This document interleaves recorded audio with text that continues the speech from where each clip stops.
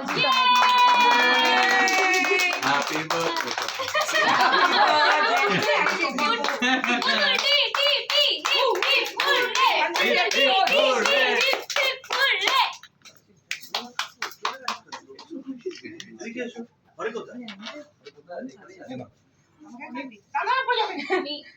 Thank you so much. Thank you.